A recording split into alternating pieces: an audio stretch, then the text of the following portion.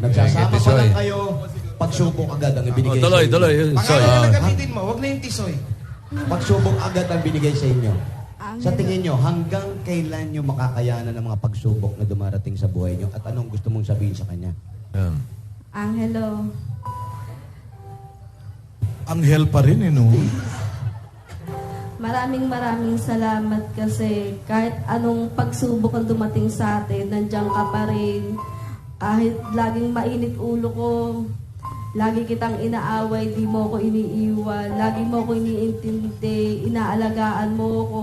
Kahit sobrang pagod ka na sa trabaho, lahat ikaw pa rin gumagawa. Maraming salamat kasi kung wala ka, hindi ko alam kung paano. Dapat lang, no? Iba eh. Kung wala ka, hindi ka bibili ng regalo, no? Angelo. Ito, si Tisoy. Tisoy.